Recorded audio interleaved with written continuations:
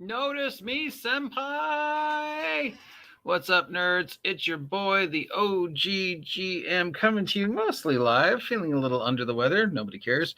Here at 8 o'clock in the morning on September 27th in the year of our Lord Steve the Cat, who is somewhere around here, 2023. I am the OGGM coming to you live from my house. And it is Wednesday, which means it's time to take a look at all the tabletop role-playing game crowdfunding projects that are coming to an end, but you still have a chance to support. Links down below to the one I like, and the only one I like, of course, is it's got to be the complete Waifu handbook, because that's just silliness overlord. So let's take a look what's coming up this week and what we think about it. Blah, blah, blah. All right, we got something called Infinite Revolution Overdrive Edition, the Lightspeed Exosuit Dogfighting RPG. That is just too many words.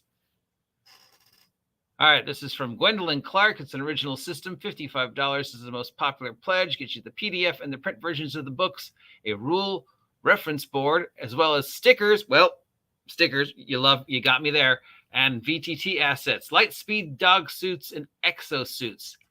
It's got the same type of graphical layout similar to Mork Borg and Mothership and Death in Space. So black on black with silver, i.e. printer killers, as I call these. And people are like, well, nobody actually expects you to print them out. You pay the extra for the POD. It's like, no. You are playing guys in exosuits defending your planet from alien invaders while you zoom around. So think Mospita, Mobile Suit Gundam, Starship Troopers, right?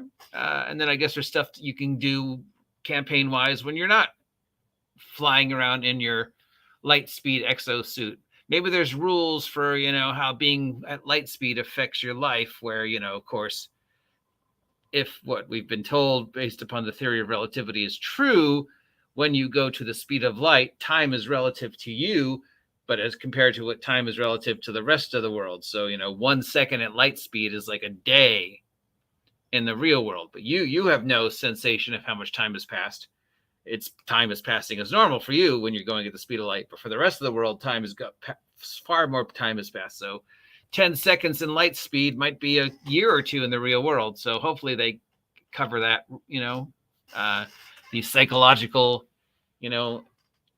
implications of coming back after a battle and finding out that everybody has died from old age. From Cloud Courier, we have Monstrous. $20 is the most popular pledge for this PDF book. It's an art book, source book about monsters. So it's got pictures of a monster and then information on the monster. It's not specific to any game because it's just a source book. So it'll give you information, but not actual stats.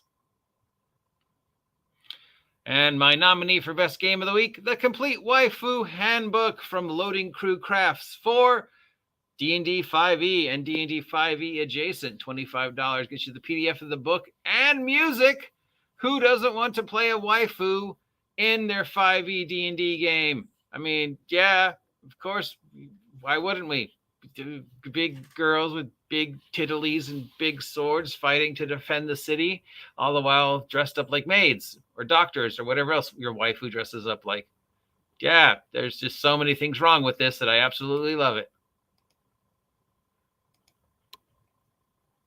From Snowbright Studios, we have Tea Time Adventures Tea Pets. This is an original system. $150 is the most popular pledge for the PDF and print version of all 4 books. GM screen, maps, dice, and more. It's equal parts tea, mystery, a cozy island, whimsical, and social experiences. Similar to all the other cottage core, comfy role-playing systems that are coming out lately. So remember how we said, don't try and take a system that is not designed to be comfy, cozy role-playing, cottagecore role-playing, and turn it into a comfy system when there are systems coming out specifically designed to emulate that style of play, that Studio Ghibli, Redwall, Mouse Guard style of just, comfy, cozy role-playing, slice of life role-playing. So Here's an example of a slice of life, comfy cottagecore role-playing game where it's not about combat. It's just about, everyday life and tea and whimsy. And, there's people who might want that. On paper, the idea, who doesn't? I love Studio Ghibli. I would love to play in a Studio Ghibli style world, but that's so ingrained to the visual quality of a Studio Ghibli movie. I don't know how you can translate that to role playing, So, but it's a thing. $150 though. I'm sorry, that's just too much. From Lost Sphere Publishing, we have the Clockmaster's Codex, $14 for a PDF of the book.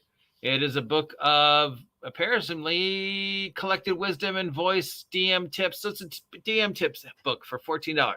There you go, $14 for DM tips. You could listen to my DM tips for free, but what we say about my DM tips, pretty much what I say about anybody's DM tips is sure, listen to them, but find your own voice. That's what I talked about yesterday. Take anything these guys say with a grain of salt. Take what you like, toss away the rest. $14 seems to be reasonable for stuff that you can find for free online. Smiteworks has released for Werewolf the Apocalypse 5th edition for Fantasy Grounds. So this is virtual tabletop VTT stuff based upon the White Wolf Werewolf the Apocalypse setting. So you can now play Werewolf the Apocalypse type games on Fantasy Grounds or other VTTs. So I guess they have the rights from Renegade Game Studios to do Werewolf. I know Jim explained to me like a year ago, the last time I asked the question about what the fuck with all the different White Wolf titles.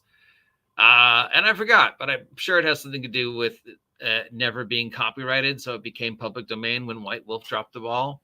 So that is why 2 or 3 different companies can make stuff using that world, even if they're, counterintuitive to each other. You've got Cypher Games who's making stuff for Werewolf, and you've got Renegade Presses is making stuff for Werewolf, and you got Obsidian who's making stuff for World of Darkness. So yeah, and this is VTT stuff. $45 for the complete rules to take Werewolf the Apocalypse onto your VTT Fantasy Grounds of choice. Having played Roll20, I can tell you it sucks. It's the worst. God, I hate Roll20. It could be my computer though, but God, I just hate Roll20. Played it again last night, and it is just so clunky and so anti-intuitive. Speaking of cottagecore, comfy role-playing, we have Cryptid Creeks for Powered by the Apocalypse. $15 is the most popular pledge, gets you a PDF and a soundtrack. And this is about people in a cursed town having to save their cursed town from various weirdly things. So think Gravity Falls or, Stranger Things. A bunch of kids are the only ones who can solve the problems. They're the only ones who see the things. They're the ones who the weekly weirdness happens, trying to emulate the wonderfulness of Goonies, Hilda, Gravity Falls. Sure.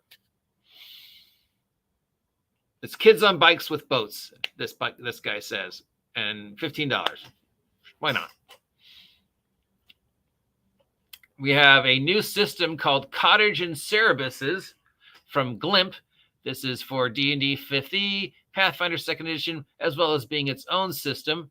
It is $35 for the PDF of the books. It's inspired by Animal Crossing, Harvest Moon, and Monster Hunter.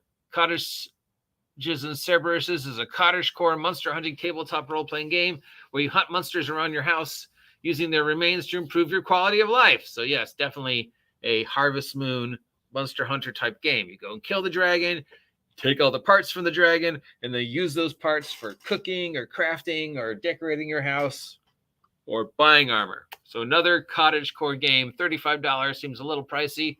But see, yeah, the genre exists. You don't need to take games that aren't designed to emulate that and try and fit them in when you could just easily as find books that are actually designed to emulate that style of play.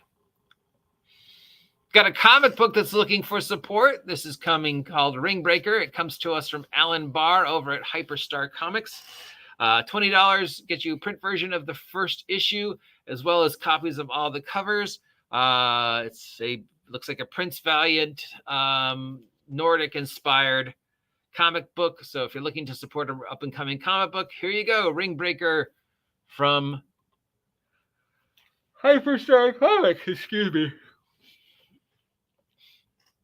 And there we go. Now, obviously, my vote for the game of the week is Waifus. Because, yeah.